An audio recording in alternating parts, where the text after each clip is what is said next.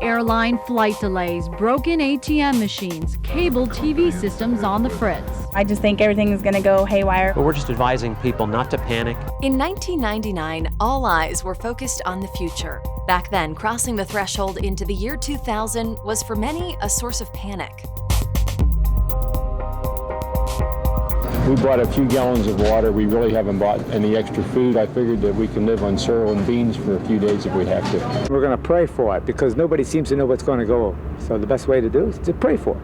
The dread around the year 2000, Y2K for short, could be traced to a theoretical, potentially disastrous computer glitch. Devices that used dates in their code would work fine until December 31st, 1999. But no one knew what would happen at midnight. Would electronic devices interpret 1-1-00 as the year 2000 or 1900? Obviously, a lot of things that are in your cars now are computer-oriented, and we have to be very sensitive to, at that time frame, late at night on New Year's Eve and into New Year's morning, there could be a considerable amount of disabled vehicles and or possibly accidents. If computers misinterpreted the 00, everything could fail. Airplanes and cars, traffic lights, banks, household appliances, power grids, you name it. Everything that relied on computers to function was potentially at risk. For some, it inspired doomsday-like preparation. A trip to your local hardware store can also help with your Y2K preparations. Many of the items they have here will help to make sure your household is self-sufficient. You want to prepare for it like you would prepare for an earthquake. You want to make sure that you have a family disaster plan. You want to make sure that you have an out-of-state contact person, have your disaster supplies kit ready.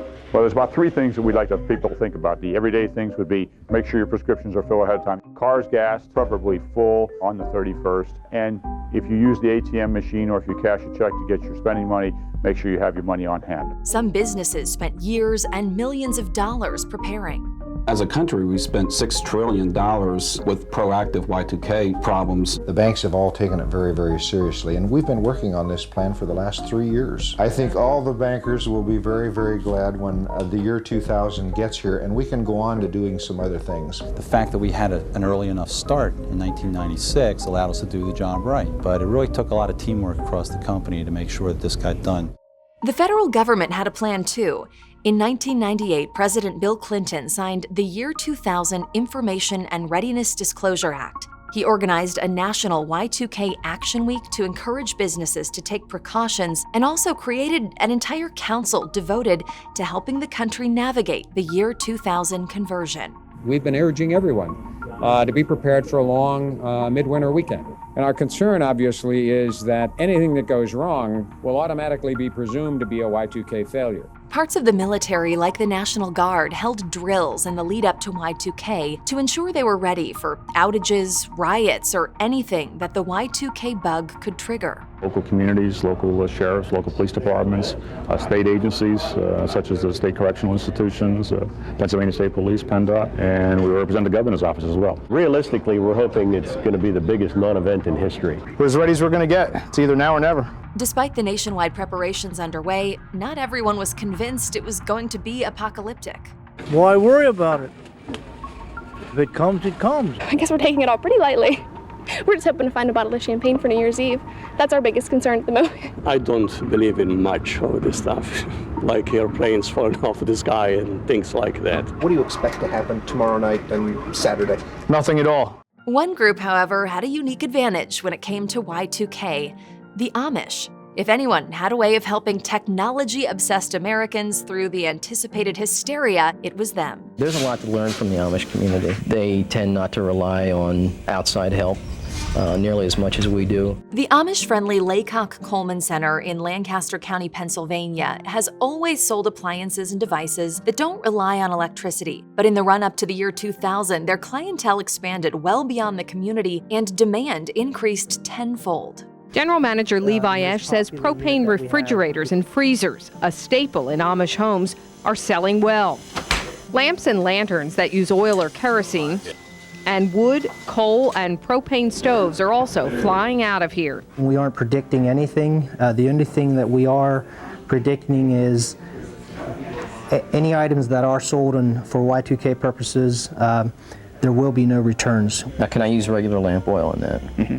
we don't really know what's going to work and what's not going to work. And so we're just trying to prepare for as long as we can and see what it takes to ride this out. 3, 2, 1,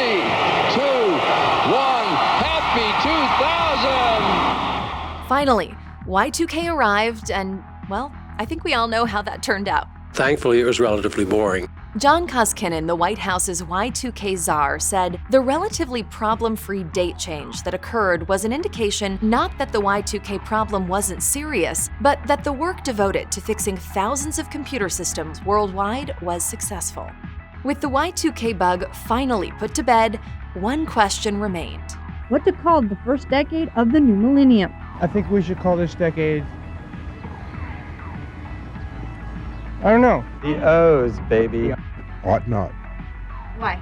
Because it's simple, it's easy to know, and it has sort of a ring to it. Has anybody given you an intelligent answer? Hopefully we won't have the same problem naming the 2020 decade, but who's to say? For more on the Millennium Panic, we spoke with a Pennsylvania news reporter who covered Y2K as the country prepared for the worst. I think it was a sense of the unknown. You really didn't know what was going to happen. Is this going to be a real crisis, or is it going to be kind of nothing? Though people in official capacities were telling us they were prepared, still, I think there was almost that, well, maybe something could happen. And yeah, I think people just didn't know exactly what might happen, if anything. Did you personally make any preparations? I think I bought a few gallons of water to keep in my basement, but I can't say I'm a panic type person, so I probably should have prepared better, but no, I think I might have taken some cash out of the ATM ahead of time too. Maybe from covering all these stories, I got such reassurances from the officials that I thought it was going to be okay. I did not buy anything at the Laycock Coleman Center that I still have, so. Tell me more about the Laycock Coleman Center. Is it still around today? It is still around. It is a store that started in 1965 by an Amish family in Lancaster County to supplement the farm that they had nearby. The Amish came here, generations ago, but they do shun modern conveniences, including electricity at this point. They live a rather austere existence, though they do interact with, they call us the English, and they do interact with the English through businesses. Many of them are carpenters or roofers and have outside businesses. So the store is still in existence. They've moved several times, but they are still in business. And in your original report from 1999, I know they said they were going to have a no return policy. Do you know how heavily that was enforced? Well, I asked him about that.